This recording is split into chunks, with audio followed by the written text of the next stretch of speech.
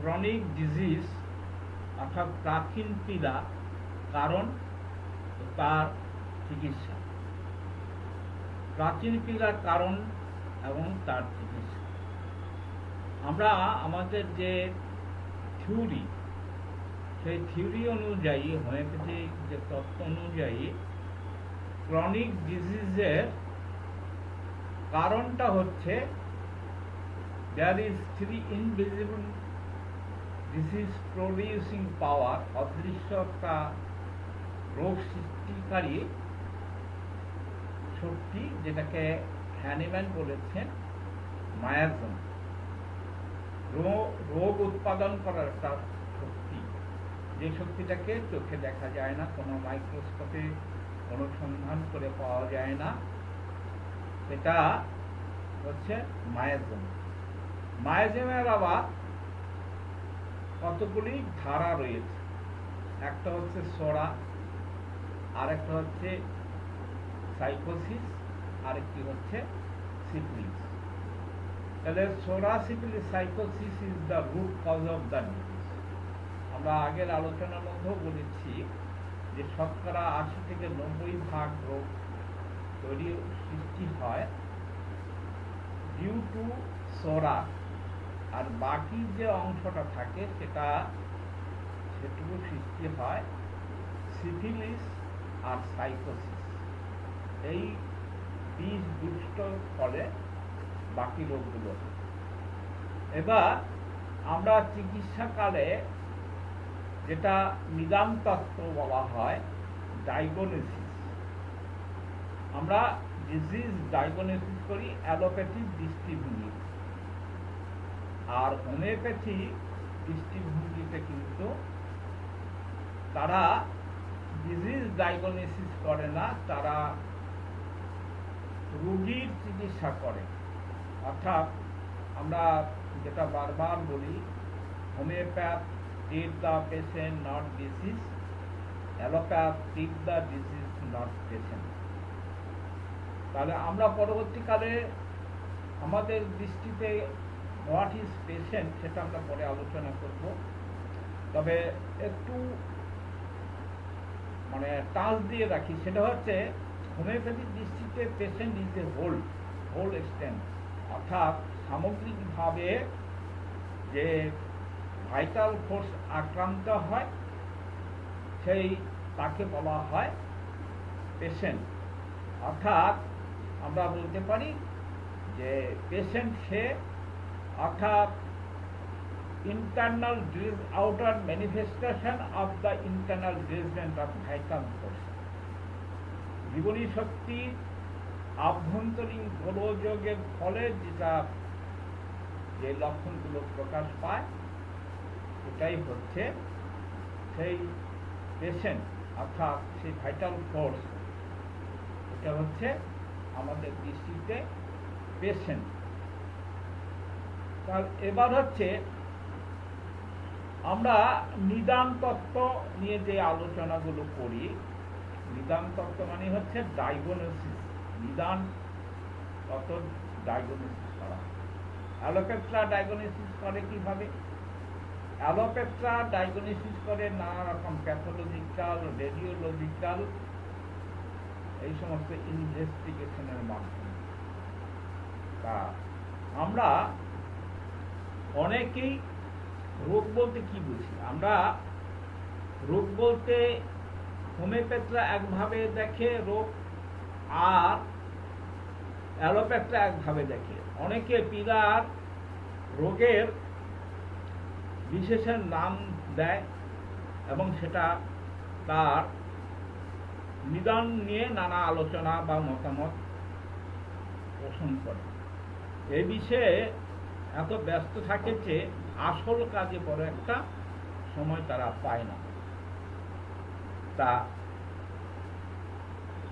যারা Real homeopath, প্রকৃত যারা হোমিওপ্যাথ, তারা কিন্তু হোমিওপ্যাথি পন্থানুরা হচ্ছে তাদের পক্ষে এরূপ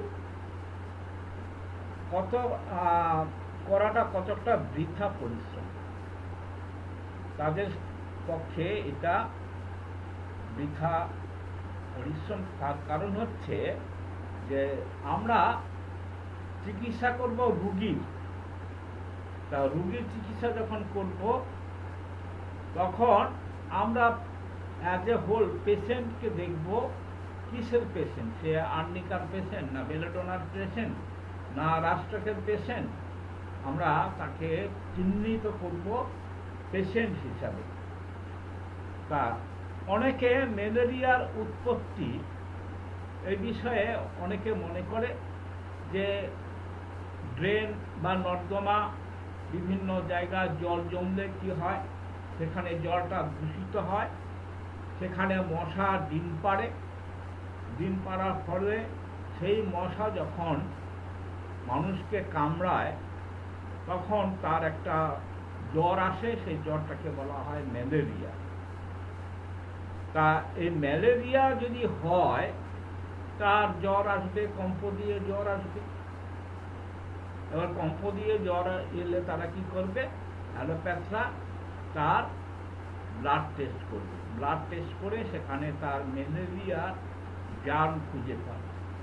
জার্ম খুঁজে পেলে তখন কি করবে তারা, তারা সেখানে যেটা করবে, অর্থাৎ তাদের দৃষ্টিতে তাদের দর্শন অনুযায়ী ওটা ডিউ টু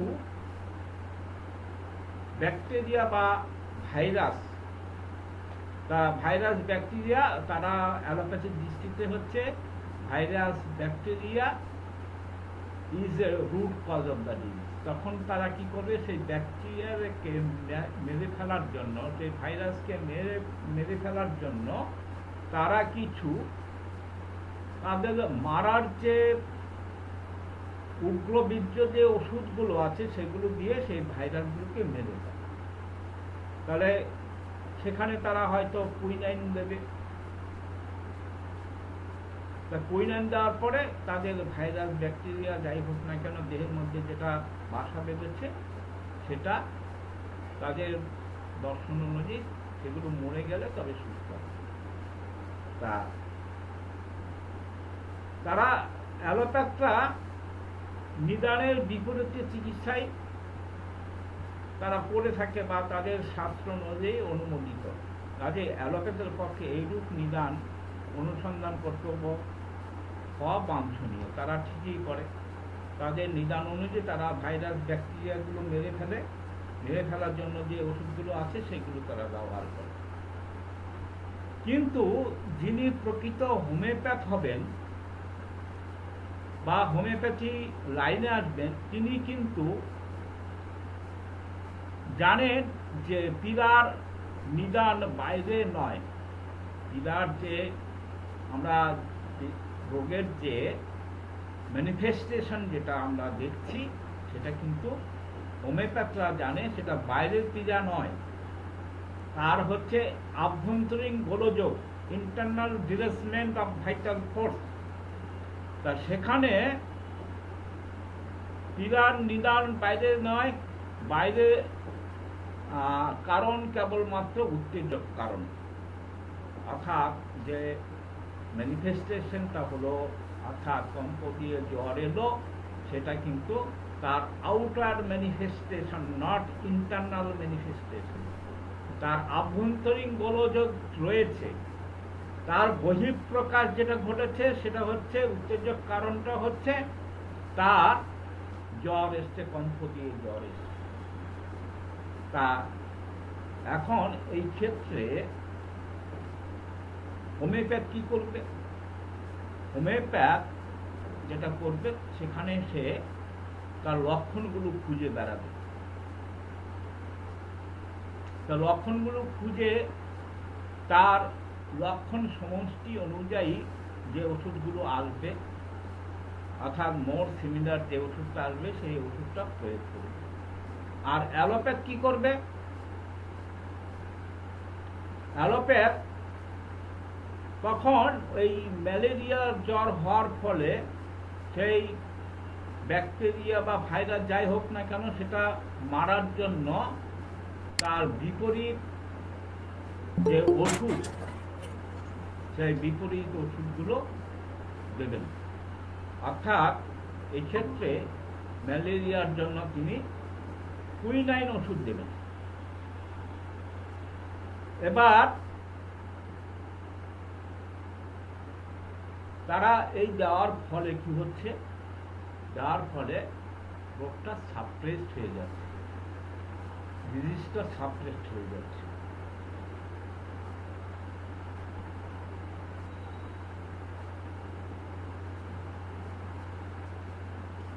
সাপ্রেসড হয়ে গিয়ে কি হচ্ছে, সেখানে নতুন নতুন করে তার নতুন কিছু সিমটমস, সে জ্বরটা সেরে গেল, সেরে যাওয়ার পর তা কিছুদিন পরে দেখা গেল তারা অন্য উপসর্গ দেখা দিল।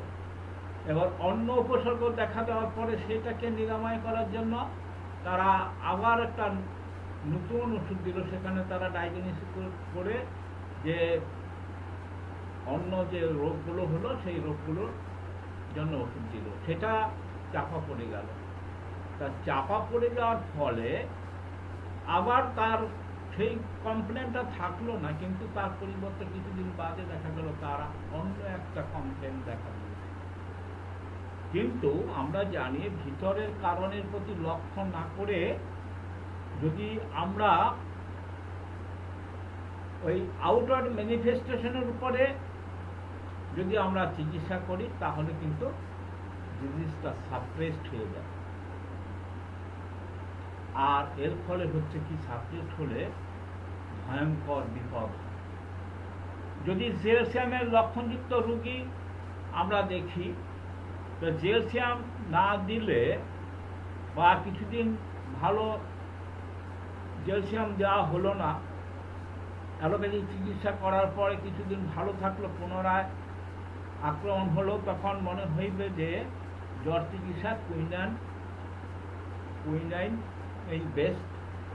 অর্থাৎ সেখানে আমরা ক্যালসিয়াম দেওয়ার পরে ওয়েল সিলেক্টেড রেমেডি দেওয়ার পরে যখন আমার হোমিওপ্যাথিতে কোনো কাজ হলো না, জ্বর সারলো না, তখন লোকে বলবে যে হোমিওপ্যাথিতে জ্বর সারে না, হোমিওপ্যাথিতে জ্বর সারে না।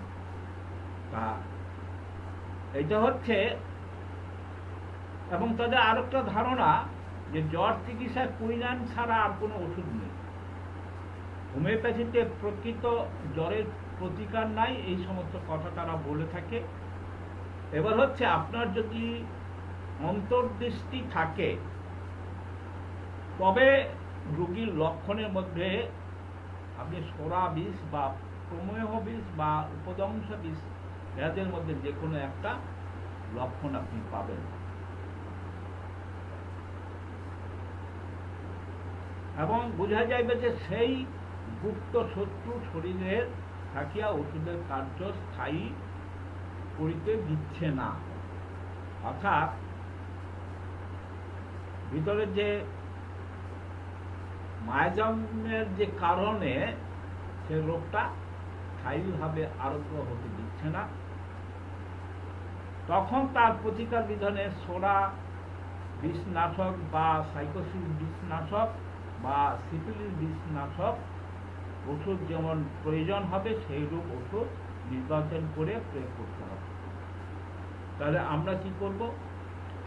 আমরা আমাদের যখন হোমিওপ্যাথিক ওষুধ দিয়ে কোনো রোগ আমরা যখন মোস্ট সিমিলার মেডিসিন দেওয়া হয়েছে, আমরা যেহেতু সিমিলারিটি দেখে ওষুধ নির্বাচন করে থাকি, তখন ওয়েল সিলেক্টেড রেমেডি যখন fail, well selected remedy fail, তখন আমাদের কি করতে হবে? আমাদের চিন্তা করতে হবে যে রুট কজটা কি। রুট কজ তখন আমাদের মায়াজম খুঁজতে হবে। মায়াজম খুঁজতে হবে, অর্থাৎ কোন মায়াজমের প্রভাবে তার রোগটা নিরাময় হচ্ছে না, সেই মায়াজমের উপর আমরা আগের দিনও বলেছি সোরাসিমিলিস সাইকোসিসের স্পেসিফিক কিছু ওষুধ আছে, অ্যান্টিসিফিলিস্টিক মেডিসিন। আমরা আগের দিনে একটা নোটও পাঠিয়েছি যে অ্যান্টিসিফিলিক মেডিসিন, অ্যান্টিসাইকোটিক মেডিসিন, আবার হিস্টোরিক মেডিসিন, এই মেডিসিনে আমরা কিছু লিস্ট পাঠিয়েছিলাম। তখন আমাদের দেখতে হবে মোর সিমিলার যে সমস্ত অ্যান্টিমাইজেমেটিক মেডিসিনগুলো আছে সেগুলো আমাদের চিন্তা ভাবনা করতে হবে। প্রকৃত হোমিওপ্যাথ তাদেরকে আমরা হোমিওপ্যাথের নামে অনেক কলঙ্ক দেখতে পাচ্ছি। আমরা বারবার বলছি যে হোমিওপ্যাথি শিশি থেকে ওষুধ দিলেই সে হোমিওপ্যাথ হয় না। হোমিওপ্যাথি ফার্মেসিতে সবসময় হোমিওপ্যাথি ওষুধ পাওয়া যায় না। অনেকে 3-4টে ওষুধ সংমিশ্রণ করে ওষুধ দেয়, সেটাও হোমিওপ্যাথি না। অনেকে পর্যায়ক্রমে ওষুধ দেয়, একবার অ্যাকোনাইট দিল, একবার ব্রাইনিয়ার দিল, একবার বেলেডোনা দিল, পর্যায়ক্রমে যে ওষুধ দিল সেটাও হোমিওপ্যাথি না। কোনো পেটেন্ট টনিক দিল সেটাও হোমিওপ্যাথি না। এগুলো হোমিওপ্যাথি না। তাহলে হোমিওপ্যাথি প্রকৃত হোমিওপ্যাথ কে? প্রকৃত হোমিওপ্যাথ হচ্ছে তাকে 3টে পথ বেছে নিতে হবে, তাকে লক্ষ্য রাখতে হবে 3টে পথ। একটা পথ হচ্ছে সিমিলা সিমিলিবাস কিউরেন্টা, 3টে থিওরি তাকে মানতে হবে। যে রিয়াল হোমিওপ্যাথ হবে, যে প্রকৃত হোমিওপ্যাথ হবে, তাকে 3টে শর্ত মানতে হবে। একটা হচ্ছে সিমিলা সিমিলিবাস কিউরেন্টা, সম সম সময়েতে ডিজিজ কিউর দ্য ডিজিজ। আর 2 নম্বর কি? সূক্ষ্ম মাত্রায় ডাইনামিক মেডিসিন, সূক্ষ্ম মাত্রায় তাকে যে ডোজ হবে সেই ডোজটা হবে মিনিমাম ডোজ। আর একই সময়ে একটি মাত্র ওষুধ প্রয়োগ করতে হবে, অর্থাৎ সিঙ্গেল মেডিসিন সিঙ্গেল ডোজ। আর হচ্ছে সম সম সময়েতে থিওরি মেনে যারা চিকিৎসা করে তারাই হচ্ছে রিয়াল হোমিওপ্যাথ। ভারতবর্ষ কেন, পৃথিবীর খুব কম সংখ্যক মানুষই হোমিওপ্যাথ আছেন যারা এই 3টে শর্ত মানেন। সংখ্যা তারা নগণ্য, হয়তো 10,000-এ একজন করে আছে। কারণ আমরা বাস্তব অভিজ্ঞতা থেকে দেখেছি যে ভারতবর্ষ নয়, সারা ওয়ার্ল্ডে যে হোমিওপ্যাথি ফার্মেসিগুলো আছে সেই ফার্মেসিগুলোতে রং বেরঙের রঙের যে সমস্ত ওষুধগুলো আছে, দ্যাট ইজ নট হোমিওপ্যাথি। কারণ এই যে ওষুধগুলো যারা প্রয়োগ করে তারা কিন্তু হোমিওপ্যাথি থিওরি মেনে চলে না। কারণ সেখানে সিমিলিবাস কিউরেন্টা, ডিজিজ কিউর দ্য ডিজিজ, এই তত্ত্ব মানা হচ্ছে না। দ্বিতীয় হচ্ছে তারা মিনিমাম ডোজ দেয় না, আর সিঙ্গেল ডোজ বা একসময় একই ওষুধ তারা প্রয়োগ করে না। সুতরাং সংখ্যায় রিয়াল হোমিওপ্যাথির সংখ্যা কিন্তু খুবই নগণ্য। তা আমরা চেষ্টা করব রিয়াল হোমিওপ্যাথ হওয়ার জন্য। এবার হলো আমরা নিদান নিয়ে আলোচনা করছিলাম। তা রোগের যে প্রকৃত নিদান, সেই নিদানটা হচ্ছে, সেই নিদানটা কি? এই প্রশ্নের উত্তরে আমাদের একটু বিস্তারিত বলতে হয়। স্যামুয়েল হ্যানিম্যান বলে গেছেন যে সোরাই হচ্ছে সর্ববিধ পীড়ার প্রকৃত কারণ। যত রকম রোগ আছে, psora is the root cause of the disease. তিনি আরো বলেছেন, তরুণ পীড়া মাত্রে সুপ্ত সোরার সাময়িক উচ্ছ্বাস মাত্র।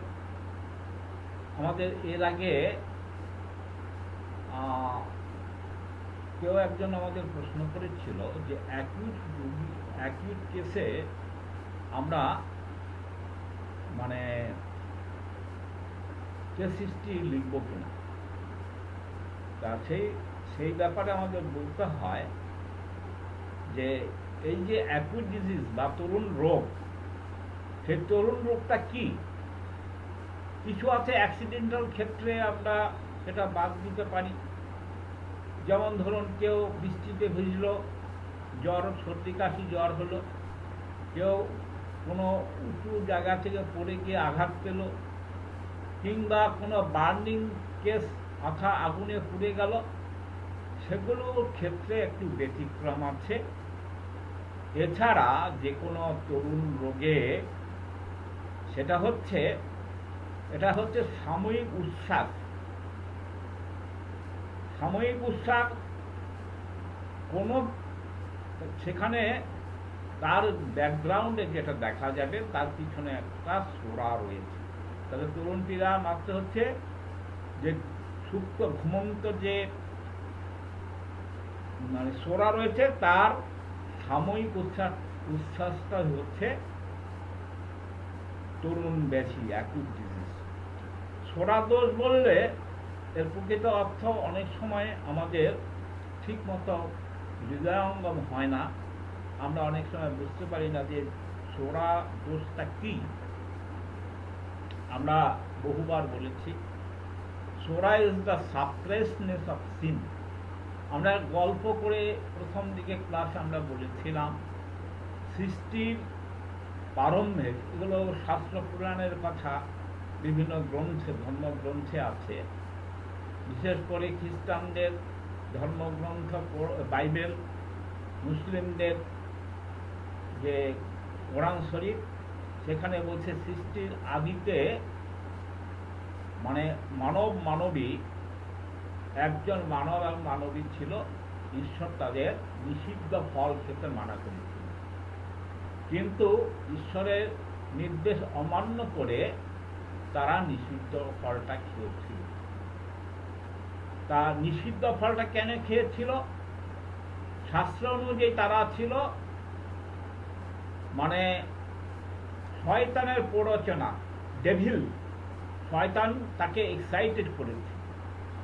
অর্থাৎ এক্সাইটেড কেন করেছে? আমাদের হিন্দু শাস্ত্রে আছে কামের দেবতা হচ্ছে কামদেব, রতি আর কামদেব, তারা হচ্ছে কামের দেবতা। তা এবার তাদের প্ররোচনা মানুষের মধ্যে সেক্স জাগরণ হয়, এক্সাইটেড হয়, কুচিন্তা, কুভাবনা, কুমনন, এইকে বলা হয় psora. Psora is the suppressedness of the sin, পাপের সুপ্ত অবস্থা, ঘুমন্ত অবস্থা, তাকে বলা হয় সোরা। অনেকে সোরা অর্থে খোঁজপাশা মনে করেন। হ্যাঁ, খোঁজপাশা আছে, কারণ সোরার আউটার ম্যানিফেস্টেশন হচ্ছে ইচিং অ্যান্ড ইরাপশন। আমরা এর আগেও সোরার বিভিন্ন লক্ষণ নিয়ে আলোচনা করেছি। তা আজকে আমরা সেই অবকাশ নিয়ে আবার সেটাকে পুনরায় রিপিট করা। তাহলে সোরা কিন্তু সোরা ইচিং অ্যান্ড ইরাপশন যেটা আমরা বলছি, খোঁজপাশা যেটা বলছি, সেটা হচ্ছে সোরার প্রভাবে হয়, আউটার ম্যানিফেস্টেশন অফ সোরা, সোরার বহিঃপ্রকাশ ঘটে খোঁজপাশার মাধ্যমে। কিন্তু তা সম্পূর্ণ মানে ঠিক নয়। খোঁজপাশা বা কোনো রোগ, চর্মরোগ সোরা নয়, সোরা রূপ কারণে কার্য ফল মাত্র, অর্থাৎ সোরার এফেক্টে আমাদের খোঁজপাশাটা হয়। সোরা অর্থে চর্মরোগ নয়, সোরা দোষের একটি বিকাশ খোঁজপাশা। সোরা দোষ হেতু খোঁজপাশা হয়, খোঁজপাশা শরীরের সোরা দোষের অবস্থিত জ্ঞাপন করে। অর্থাৎ কারো অঙ্গে যদি, তার দেহে যদি সোরা এই খোঁজপাশা থাকে, আমরা জানব যে তার শরীরে সোরা দোষ যুক্ত, সোরা দোষে দুষ্ট। যার শরীরে খোঁজ নাই তার খোঁজ পাশা হওয়া সম্ভব নয়, সেটা প্রায় অসম্ভব। যার দেহে সোরা নাই তার খোঁজ পাশাও হবে না, কোনোদিনই হবে না। কিন্তু সোরা আমরা প্রত্যেকে বহন করে নিয়ে এসেছি। কিভাবে বহন করে নিয়ে এসেছি? আমরা আমাদের যে জন্মটা হয়েছিল, অর্থাৎ আমার বাবা মার জৈবিক চাহিদার রেজাল্ট হিসাবে কিন্তু আমার জন্ম। তাহলে আমার বাবা বা মায়ের মধ্যে একটা কুচিন্তা, কুভাবনা ছিল, যার ফলে তারা সেক্সুয়াল ইন্টারকোর্সে বন্ধ ছিলেন। তার এফেক্ট হিসাবে আমরা আমাদের জন্ম। সুতরাং আমরা কিন্তু আমাদের বাবা মার কাছ থেকে সোরা বহন করে নিয়েছি। আমার মনের মধ্যে কুচিন্তা, কুভাবনা, এই সমস্ত জিনিসগুলো প্রভাবিত হয়েছে। তার প্রভাবিত হওয়ার ফলে আমরা কিন্তু সোরা নিয়ে জন্মাই। এবার আমরা আসি, সোরাটা কি? সোরা মানব শরীরের একটি অবস্থা মাত্র। মানব যতদিন বিশ্ব নিয়ন্ত্রণ নিয়মাবলী, অর্থাৎ সৃষ্টিকর্তার ইচ্ছা অনুযায়ী মানুষ যখন প্রতিপালন হচ্ছিল, জীবনযাপন করছিল, ততদিন সোরা দোষ ছিল না। মানুষ যখন ঈশ্বরের ইচ্ছায়, সৃষ্টিকর্তার ইচ্ছায় তার জীবন যাপন করছিল, তখন কিন্তু সোরা ছিল না। যতদিন মানুষের চিন্তা, অনুভূতি, মনন ও কার্য সময়ের শৃঙ্খলা ছিল, ততদিন কোনো সোরার প্রভাব ছিল না। যখন থেকে মানুষ পরস্পরের প্রতি হিংসা পরায়ণ হলো এবং সত্য বা প্রকৃত পথ থেকে বিস্মিত হলো, তার পদস্খলন ঘটল, কুচিন্তা, কু ইচ্ছা ও কুমনন আরম্ভ হলো, তখন থেকে মানব শরীরের মধ্যে একটি বিশৃঙ্খলা আরম্ভ হলো। তার যে মনস্তরে, অর্থাৎ মানসিক স্তরে একটা বিশৃঙ্খলা সৃষ্টি হলো। এই বিশৃঙ্খলা সোরার পূর্বরূপ। এই বিশৃঙ্খলা হচ্ছে সোরার পূর্বরূপ। এই বিশৃঙ্খলা থেকে সোরা দোষ, ও সোরা দোষ থেকে আমরা বাহ্য প্রকৃতির দাস হয়ে পড়েছি। এই সোরা দোষের জন্য আমরা এক্সটার্নাল, মানে আউটওয়ার্ড ম্যানিফেস্টেশন যেটা হচ্ছে, তার বাহ্য দোষ হচ্ছে।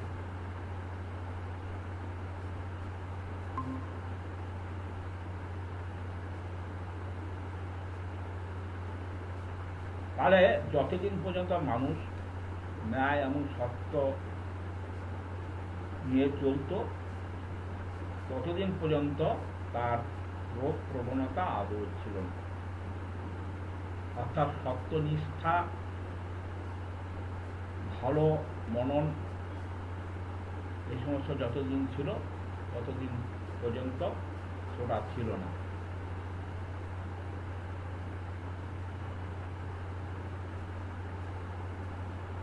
যখন সোরা নিয়মাবলী মানুষ লঙ্ঘন করল, সোরা নিয়মাবলী যখন লঙ্ঘন করল,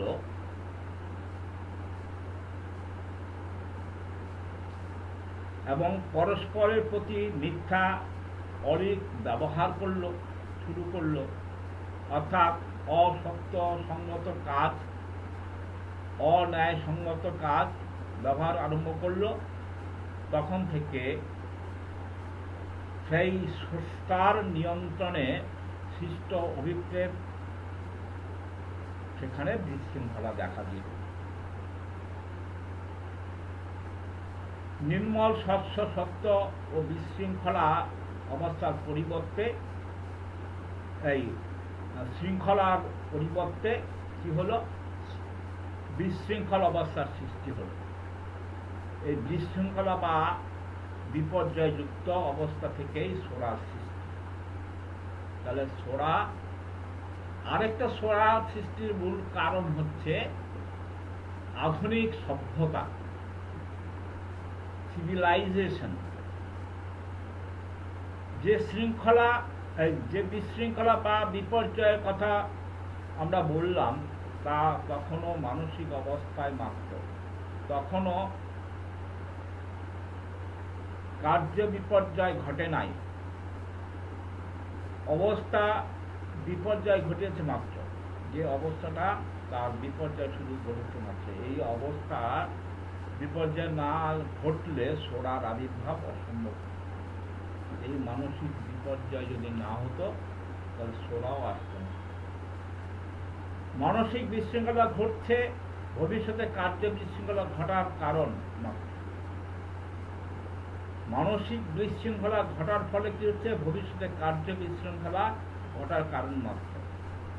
অর্থাৎ আউটওয়ার্ড ম্যানিফেস্টেশন অফ ইন্টারনাল ডিরেসমেন্ট, আভ্যন্তরীণ গোলযোগ। আগে আমরা মনোদৃষ্টি, পরে কার্যদৃষ্টি আসে। আমরা যেটা দেখছি, আগে হচ্ছে মনোদৃষ্টি, তারপরে হচ্ছে কার্যদৃষ্টি। এখন কারণের সৃষ্টি হইল, কার্য আসিবে। আমরা জানি যদি কোনো কারণ থাকে, কারণ ছাড়া, এটা ইউনিভার্সাল ট্রুথ, কারণ ছাড়া কার্য হয় না। তার কার্য হচ্ছে কারণের জন্যে কার্য। সুতরাং দেখা যায় যে প্রথম অসৎ চিন্তা, অসৎ মনন একটু সামান্য যদি আমরা চিন্তা ভাবনা করি, তাহলে বুঝতে পারবো বেশ যে আমাদের এই প্রকার অবস্থার, যাতে অন্যের প্রতি অসত্য চিন্তা বা অসত্য মনন সম্ভব হয়, তাহা এক প্রকার মানসিক বা আভ্যন্তরীণ উন্নয়ন মাত্র। উন্নয়ন কথার মানে হচ্ছে এক্সাইটেড বা চুলকানি। তাহলে আমরা সোরাকে বলতে পারি আভ্যন্তরীণ চুলকানি। আমরা খোঁজ পাশটা যেমন হচ্ছে বহিঃপ্রকাশ, মনের মধ্যে যে কুণ্ডন যেটা হয় সেটা হচ্ছে সোরা।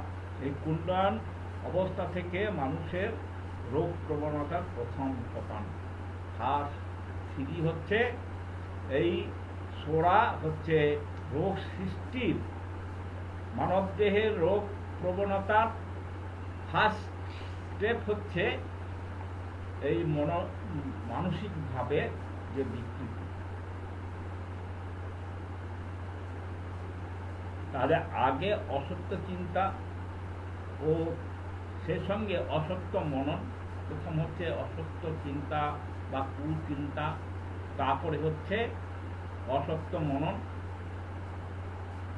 পরে ওই চিন্তা মনন থেকে তাদের অনুরূপ পরিবর্তন বাইরে সংঘটিত হয়। যেরূপ চিন্তা মনন ভিতরে ঠিক তত রূপ, সেই রকমই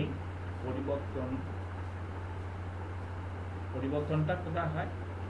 আউটার ম্যানিফেস্টেশন, বাইরে। তাহলে ভিতরে যখন যে কুচিন্তা, কুভাবনা, কুমনন থাকে, ঠিক সেই রকম আউটার ম্যানিফেস্টেশন যেটা হয়, পরিবর্তন যেটা হয়, বাইরের পরিবর্তন তেমনই হয়। ভিতরে কুণ্ডায়ন অনুসারে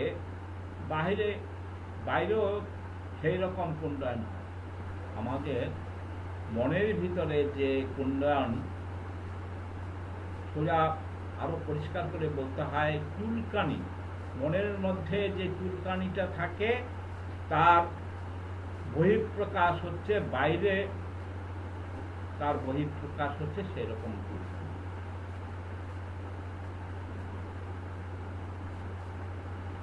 তাহলে আমরা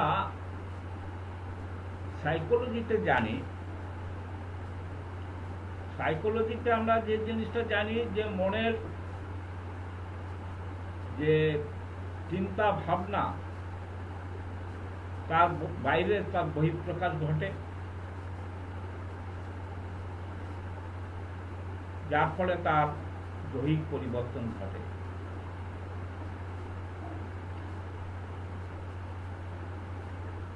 আর এই সোরার প্রভাবে হচ্ছে মানুষের রোগ প্রবণতা সৃষ্টি করে, অর্থাৎ তার দেহের এরূপ একটি অবস্থা আসিল যাতে করে সে বাহ্য প্রকৃতির অধীন হইয়া রোগ সৃষ্টি দাস। তাহলে মনের মধ্যে তার যে কুণ্ডায়ন হয়েছে, তার যে কুমনন কুচিন্তা, এই সমস্ত ফলে কি হচ্ছে, সে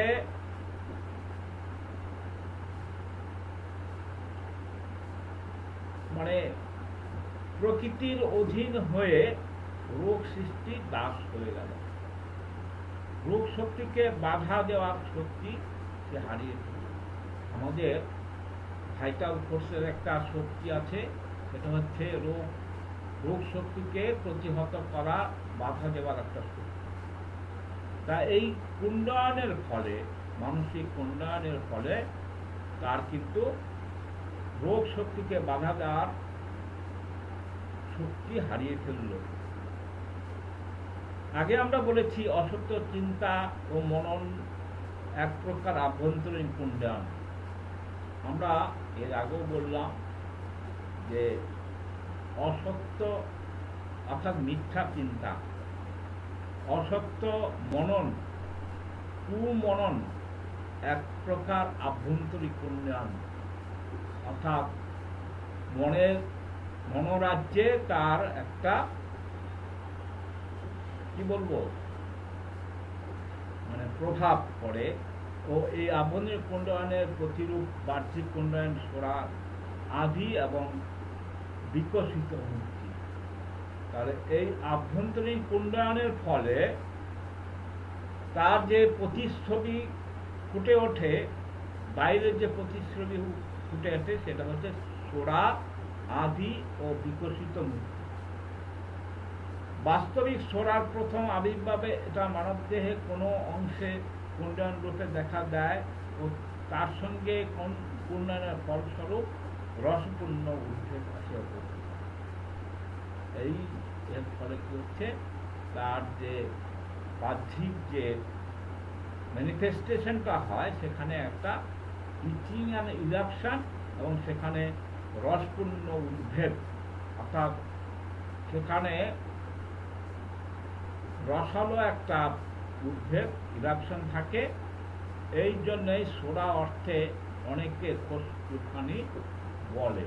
এই যে মানে এক্সটার্নাল ম্যানিফেস্টেশন হলো, এটাকে কোষ বা চুলকানি বলে।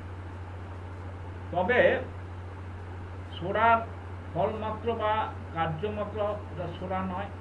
সোরা না থাকলে কোষ চুলকানি হতে পারে না। সোরা দুষ্ট যদি না হয়, তার কোনোদিনই কোষ পাঁচটা চুলকানি সমস্ত হবে না। এমনকি কুণ্ডলীর সোরা দোষের বর্তমান প্রকৃত প্রধান এবং কন্ডন থাকলে সোরা দোষ নিশ্চয় আছে। আমরা যদি কোনো রোগীর ক্ষেত্রে ইচিং ইরাপশন স্কিনের মধ্যে দেখি, তাহলে বুঝতে হবে তার মধ্যে সোরা প্রভাবিত, তার মধ্যে সোরা দোষ আছে, এবং এই ব্যাপারে আমাদের কোনো সন্দেহ নেই। এবার হচ্ছে সিফিলিস বা পারদ ঘটিত বিষ। পারদ ঘটিত বিষ হেতু উদ্ভেদে কুণ্ডায়ন থাকে না। এটা মনে রাখবেন, খুব ইম্পর্টেন্ট একটা তথ্য। সেটা হচ্ছে আমরা অনেক সময় দেখি রোগীর ক্ষেত্রে গায়ে ইরাপশন আছে, যে ইরাপশনে ইচিং নেই, সেই ইরাপশন কিন্তু সিফিলিস্টিক ইরাপশন। অর্থাৎ যে ইরাপশনে ইচিং নেই, চুলকানি নেই, সেটা হচ্ছে সিফিলিস্টিক ইরাপশন। আদি ও মূলীভূত কারণ হচ্ছে যেটা মানবের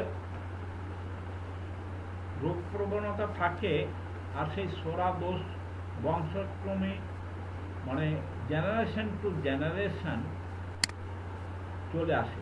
এবং ক্রমে তার প্রভাব বৃদ্ধি হতে থাকে। তাহলে সোরাও কিন্তু আমরা প্রথমে বলেছিলাম যে সৃষ্টির আদিতে যে শয়তানের প্ররোচনায় পড়ে যে নিষিদ্ধ ফলটা খাওয়া হয়েছিল, তারপরে মানব সৃষ্টি। তাহলে এই যে সাপ্রেসনেস অফ সিন, পাপের যে সুপ্ত অবস্থা, সেটা জেনারেশন টু জেনারেশনে জেনারেট করে, জেনারেশন টু জেনারেশন জেনারেট করে। শরীরে আরো দুটি মায়াজম আছে, বিষ দুষ্ট। তাদের একটাকে বলা হয় মেহ, আর একটা বলা হয় উপদংশ, অর্থাৎ গনোরিয়া অ্যান্ড সিফিলিস। এগুলি আমরা এই বিষয়ে আমরা পরে আলোচনা করব। তা সোরা বর্তমান না থাকলে মনুষ্য দেহকে আক্রমণ করতে পারে না। সোরা বর্তমান না থাকলে কোনো রোগ তার দেহে আসতে পারে না। যার সোরা দোষ নাই তাদের মেহ উপদংশ দোষে আসাও সম্ভব নয়। তাহলে আমরা বলেছিলাম যে সোরা হচ্ছে মাদার অব দ্য মায়াজম। সোরা হচ্ছে মাদার অব দ্য মায়াজম। যার মধ্যে সোরা দোষ নেই তার সিফিলিস সাইকোসিস দুটো আসতে পারবে না, তার সিফিলিস সাইকোসিস দুটো আসতে পারে না।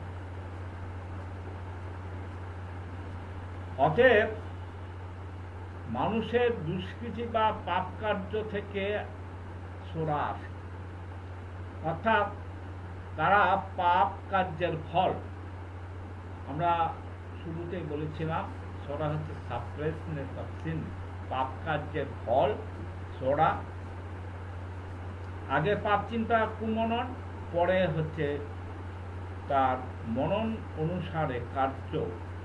মনন যেরকম চিন্তা ভাবনা হবে তার উপরে তার কার্য। সুতরাং সেই কুকার্য রূপ একটি আসার আগে সোরা দোষ অবশ্যই থাকা চাই, নতুবা তাদের আক্রমণ অসম্ভব।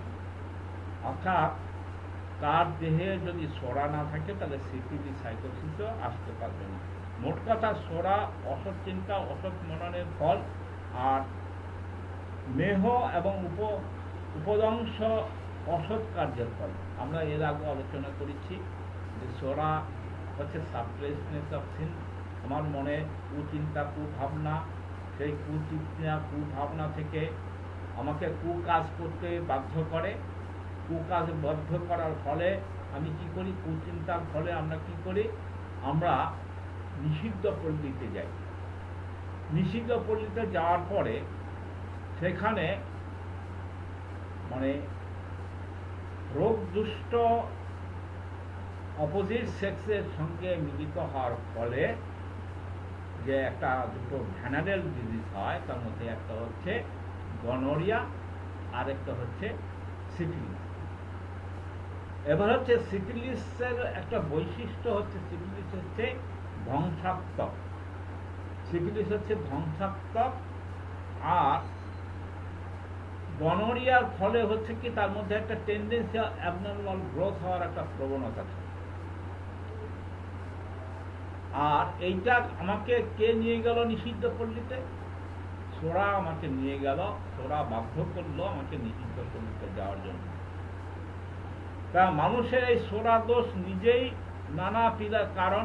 আবার এটা মিশ্রণ বা মিলন দোষে বহুবিধ কার্য মানে ভয়ানক মূর্তিতে ধ্বংস কার্যে সহায়তা করে।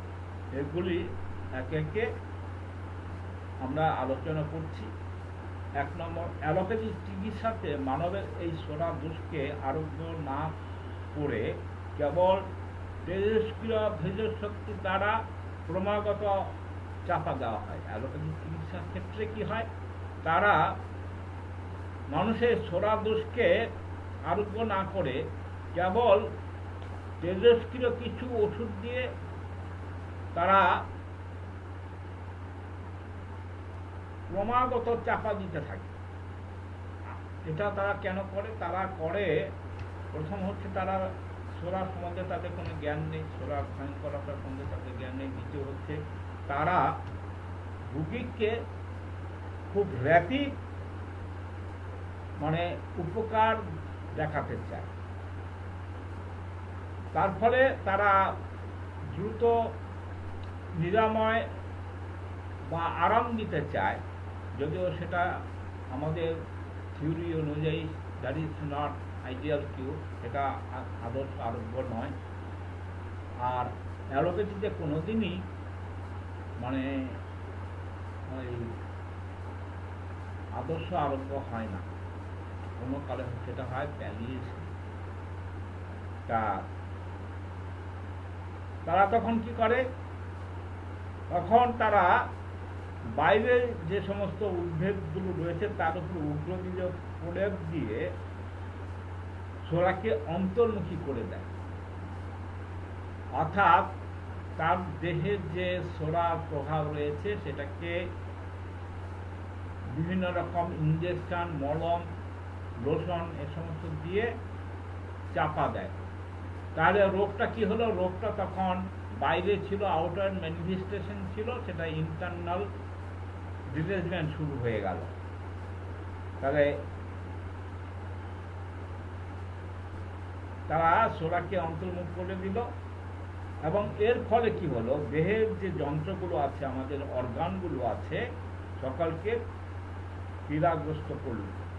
কোনো রুগীর খোস চুলকানি হয়েছে, তার উপর বাহ্য ওষুধ প্রয়োগ করে, এক্সটার্নাল মেডিসিন দিয়ে তার খোস ও চুলকানি সত্ত্বর বিলুপ্ত বা দৃষ্টি বহির্ভূত করা হয়। অর্থাৎ খুব তাড়াতাড়ি দৃষ্টির বাইরে আমরা সাময়িকভাবে দেখি যে তার যে চুলকানিগুলো ছিল সেগুলো আর দেখা যাচ্ছে না।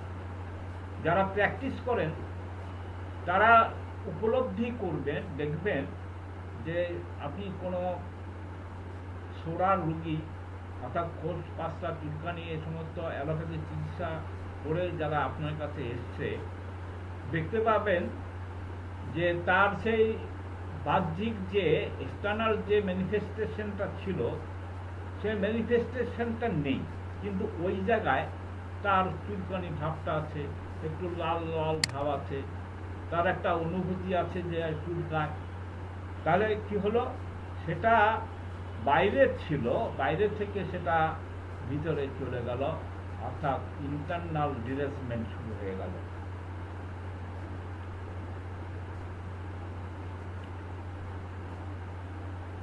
এর ফলে কি হলো, কিন্তু আরোগ্য তো তার হলোই না, উপরন্তু তার প্রলেপের গুণে খোস চুলকানিগুলো যেটা সোরার বহিঃপ্রকাশ ছিল, দৃষ্টির অন্তরালে গেল, গিয়ে কি করলো, তার যে ইন্টারনাল যে অর্গানগুলো, সেই অর্গানগুলো আক্রমণ করলো, অভ্যন্তরীণ যে যন্ত্রগুলো ছিল সকলকে ভয়ানকভাবে আক্রমণ করলো।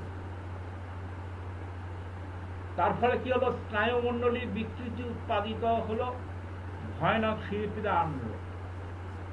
তা এইটা সাপ্রেসড হয়ে গিয়ে কি হলো, সাপ্রেসড হয়ে গিয়ে তার ইন্টারনাল ডিরেসমেন্টটা হয়ে গেল। তখন অ্যালোপ্যাথি চিকিৎসক বললেন শেষ, রোগ সেরেছে, আর নতুন যে প্রবলেমগুলো এলো সেটা একটা নতুন রোগ। অর্থাৎ এই নতুন রোগের চিকিৎসা আরম্ভ করলেন এবং সেটা চাপা দেওয়ার পথেই চললেন। তখন তিনি ওই নতুন রোগটা সেই চাপা দেওয়ার চিকিৎসাই করলেন। সেখানে উগ্রবীর্য যে ওষুধ, অর্থাৎ আমরা জানি যে সমস্ত ওষুধগুলোতে মানে স্নায়ুমণ্ডলে মাথার যন্ত্রণা, যে কোনো যন্ত্রণা যখন হয়, অ্যালোপ্যাথ ওষুধটা কী দেয়, সেখানে তারা পেন কিলার ওষুধ দেয়। পেন কিলারের মধ্যে আমাদের ওপিয়াম বা আফিম জাতীয় ওষুধ থাকে। তার ফলে কি হয়, ওই ওষুধ দেওয়ার ফলে তার যে যন্ত্রণার অনুভূতি যেটা ছিল, সেই যন্ত্রণার অনুভূতিটা তার আর থাকলো না। তা ডাক্তারবাবু ভাবলেন যে তার রোগটা সেরে গেল, এই শিল্পীরা তার আর উপলব্ধি হলো না। তখন এই যে সাপ্রেসড হয়ে গেল, তখন কি হলো, তার হৃদযন্ত্র আক্রান্ত হল। এইভাবে অ্যালোপ্যাথি চিকিৎসকরা একের পর এক ওষুধ প্রয়োগ করে থাকেন এবং নানা বিভ্রাটে চিকিৎসা বিভ্রাট ঘটান। সুতরাং এক সোরা দোষকে না সারিয়ে চাপা দেওয়ার ফলে কতগুলো নতুন নতুন রোগের সৃষ্টি হল। তাহলে আমরা দেখলাম যে একের পর এক তার নতুন রোগ সৃষ্টি হল। তা আমরা আমাদের মানে বিদগ্ধ যে হোমিওপ্যাথ চিকিৎসকরা ছিলেন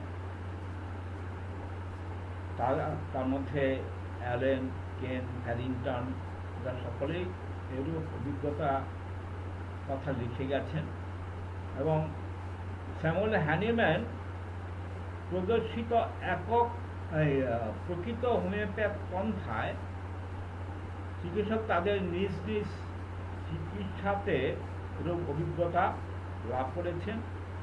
নিদানে যেসব রোগ নানা নামে পৃথক পৃথকভাবে অভিহিত করা হয় সকলে এক সোরা বৃক্ষের ফল। তাহলে যে সমস্ত রোগগুলো আছে সেই রোগগুলো আর কিছুই না, সেটা হচ্ছে সোরারূপ যে গাছ সেই গাছের ফল মাত্র। এই প্রকার চিকিৎসা প্রকৃতপক্ষে চিকিৎসা নয়, কেবল চাপা দেওয়ার বিধান মাত্র, অর্থাৎ প্যালিয়েটিভ ট্রিটমেন্ট।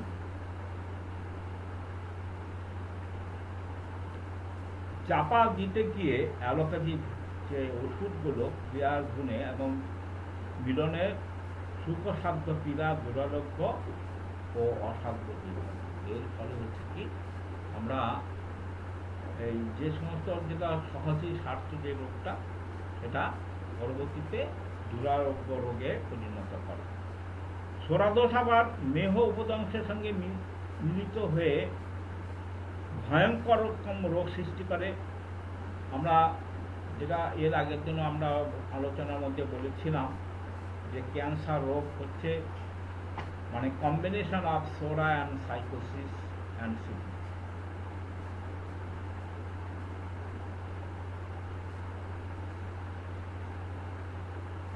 তাহলে রিয়াল হোমিওপ্যাথরা কি করবে? সেখানে প্রথমে আরোগ্য হতে পারে। রিয়াল হোমিওপ্যাথি যে চিকিৎসাটা করেন তাতে করে আইডিয়াল কিওর হতে পারে, কিন্তু তা না হয়ে অ্যালোপ্যাথি ইঞ্জেকশন এই সমস্ত দ্বারা রোগ শক্তিকে অন্তর্মুখী করা হয় এবং সোরাদোষের সঙ্গে মিলিত করে দেহটাকে নানা পীড়া একটা মানে আধার করে থাকে। বাত, ক্ষয়, কাশ এই সমস্ত দুরারোগ্য ও অসাধ্য রোগ সকল মিলনের এই ফল। যে সমস্ত আমরা বাত বলি, আমরা মানে ক্ষয় কাশ বলি অর্থাৎ যক্ষা বলি, সেই সমস্ত কিন্তু এই সাপ্রেস করার ফল। আমাদের ঔষধ প্রয়োগ হলেই যে তা হঠাৎ হোমিওপ্যাথি চিকিৎসা হবে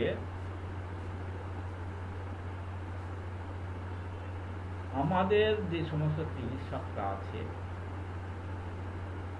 তারা যে চিকিৎসাটা করে সেই চিকিৎসাটা যে রিয়াল হোমিওপ্যাথি এরকম কথা বলা যাবে না, বা হোমিওপ্যাথি বাক্স থেকে ওষুধ দিলেই সেটা হোমিওপ্যাথি হবে না। তারা হোমিওপ্যাথি চিকিৎসা হবে সেটা নয়, কিন্তু সাধারণের ধারণা তাহাই হোমিওপ্যাথির মূলমন্ত্র অনুসারে প্রদত্ত ওষুধ দ্বারা চিকিৎসা না হলে তাকে হোমিওপ্যাথি চিকিৎসা বলা ভুল বা অন্যায়। যে কথাটা আমরা আগেও বললাম যে হোমিওপ্যাথি বাক্স থেকে ওষুধ দিলে সেটা হোমিওপ্যাথি নয়, বা হোমিওপ্যাথি চিকিৎসক ওষুধ দিলে সেটা হোমিওপ্যাথি না। হোমিওপ্যাথি চিকিৎসার মূল মন্ত্র যদি তারা ঠিক মতো প্রয়োগ না করে সেটাকে আমরা হোমিওপ্যাথি বলতে পারবো না। হোমিওপ্যাথির চিকিৎসার মূল মন্ত্র তিনটি। একটা হচ্ছে সদৃশ লক্ষণ অনুসারে ওষুধ নির্বাচন, আর একটা হচ্ছে একসময় একটি মাত্র ওষুধ দিতে হবে, আর সেটা হচ্ছে সূক্ষ্ম মাত্রায় ওষুধ দিতে হবে। আমি যদি এই তিনটি মূলমন্ত্র না মানি, আমার নিজের খেয়াল মতো ওষুধ নির্বাচন করি, তাহলে আমাকে হোমিওপ্যাথ বলা যাবে না। অর্থাৎ আমরা অনেক সময় অনেক হোমিওপ্যাথদের ক্ষেত্রে দেখি মাথা ধরলে তারা বেলেডোনা দেয়, জ্বর হলে অ্যাকোনাইট দেয়, সর্দি হলে আর্সেনিক দেয়, অথবা দুটি বা তিনটি ওষুধ একসঙ্গে প্রয়োগ করে বা অযথাভাবে নিম্নতর শক্তি ওষুধ দেয়।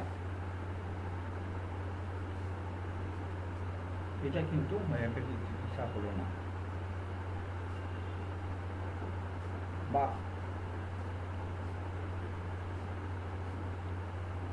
অথবা দু তিনটি লক্ষণ সমষ্টি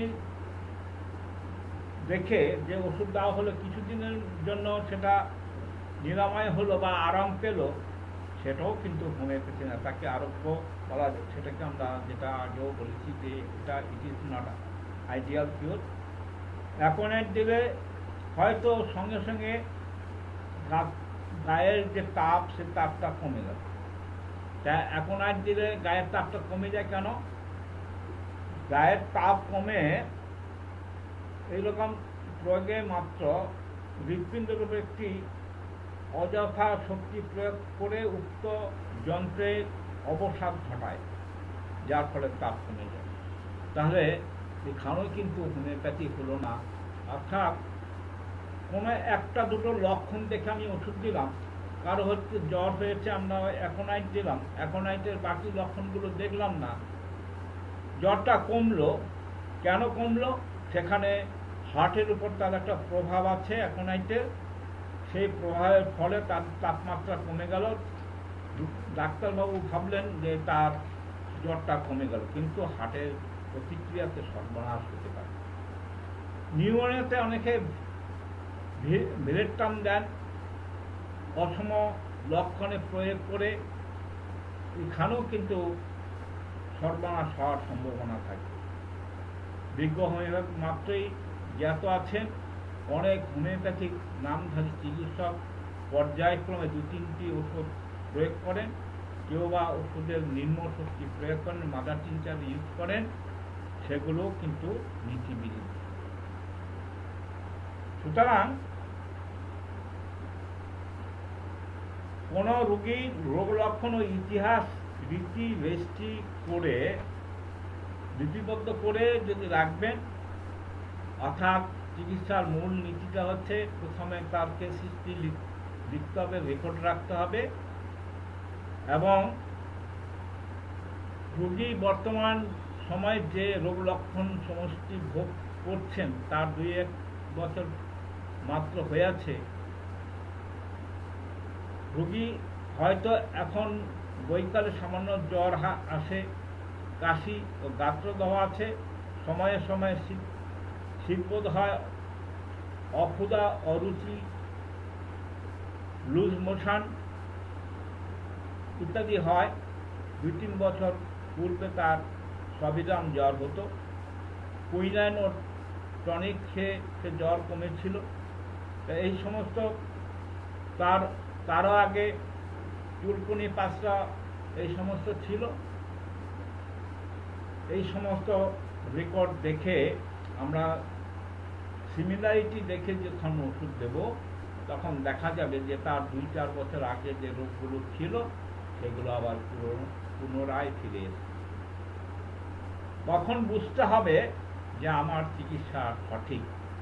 অর্থাৎ তার যে চাপা দেওয়ার যে রোগগুলো ছিল, সেই রোগগুলোর ক্ষেত্রে দেখা যায় তার পূর্বের যে অবস্থাটা ছিল সেই অবস্থাটা আবার ফিরে আসে। এটা হচ্ছে আদর্শ আরোগ্যের লক্ষণ। আমরা অনেক সময় দেখি, আমরা জানি যে কোনো দাগ, একজিমা, এই ধরনের স্কিন ডিজিজ যদি হয়, সেটা যদি অ্যালোপ্যাথিক বা হোমিওপ্যাথিক চাপা দেওয়া চিকিৎসা হয়, তাহলে সাপ্রেস হয়ে যায়। সাপ্রেস হয়ে গেলে তার যখন একটু বয়স বেশি হয়, তখন তার মধ্যে একটা হাঁপানির প্রবণতা। আমরা কেস হিস্ট্রি লেখার পরে জানতে পারবো, তার পূর্ব ইতিহাস নেওয়ার সময় জানতে পারবো যেটা পূর্বে কি ছিল, যদি আমরা এরকম কোনো ইতিহাস পাই, তাহলে আমরা সমলক্ষণ দেখে যদি আমরা ওষুধ নির্বাচন করি, হায়ার পোটেন্সির ওষুধ নিয়ে প্রয়োগ করি, তখন দেখা যাবে তার সেই যে পূর্বের যে হাঁপানি রুগী, তার আগে তার একটা চুলকানি বা skin disease, eruption, itching and ইরাপশনের হিস্ট্রি রয়েছে, তখন দেখা যাবে যে আস্তে আস্তে তার পুরনো যে সিমটমসগুলো ছিল সেই সিমটমসগুলো আবার পুনরায় দেখা দিবে। It is a good sign of the, মানে আরোগ্যের একটা সুন্দর নিদর্শন। অর্থাৎ আমরা যেটা বলে থাকি যে homeopathy aggravation good for the patient, এটা হচ্ছে সেই লক্ষণ। অর্থাৎ কোনো রোগ চাপা দেওয়ার ফলে কোনো মানে চাপা দেওয়ার চিকিৎসা, সেটা that may be homeopath, that may be allopath, that may be Ayurveda, যে কোনো চাপা দেওয়ার চিকিৎসার ফলে তার যেই ইতিহাস আছে, আমরা অনেক সময় দেখতে পাই যে হোমিওপ্যাথিরা মলম ব্যবহার করে। ইট ইজ নট হোমিওপ্যাথি পদ্ধতি। হোমিওপ্যাথরা লোশন ব্যবহার করে, এটা হোমিওপ্যাথি পদ্ধতি না। সুতরাং এই চাপা দেওয়ার ফলে অনেক সাপ্রেসড হয়ে গেলে, যেটা আমরা আউটওয়ার্ড ম্যানিফেস্টেশন ছিল, সেটা ইন্টারনাল ডিজিজমেন্ট সৃষ্টি হয় চাপা দেওয়া রোগের চিকিৎসার ফলে। সুতরাং আমরা যখন রিয়াল হোমিওপ্যাথি চিকিৎসা করব, প্রকৃত হোমিওপ্যাথি চিকিৎসা করব, তখন কেসটি নিয়ে আমরা টোটালিটি অফ সিমটমসের বেসিসে, মানে সিমটমসের এভলিউশন করে আমরা যখন ওষুধ দেবো, দেখা যাবে যে তার পুরনো যে রোগগুলো ছিল সেই রোগগুলো আবার দেখা দিচ্ছে। তা এটা কিন্তু একটা গুড সাইন। এই সাইনটা ইন্ডিকেট করছে আপনার রোগী আদর্শ আরোগ্য হচ্ছে। অতএব আমরা যেহেতু ক্রনিক চিকিৎসা করব, আর ক্রনিক চিকিৎসার বাহাদুরি, আমরা হোমিওপ্যাথরা বেঁচে আছি শুধুমাত্র আমাদের যে ক্রনিক চিকিৎসার সাফল্যের উপরে, যেটা অ্যালোপ্যাথরা পারে না। অ্যালোপ্যাথিতে সম্ভব নয় ক্রনিক চিকিৎসা নিরাময় করা। হোমিওপ্যাথরা কিন্তু সেই জিনিসটা করতে পারে। সুতরাং ওই ক্রনিক চিকিৎসার ক্ষেত্রে আমাদের যে মানে হোমিওপ্যাথির যে থিওরিকে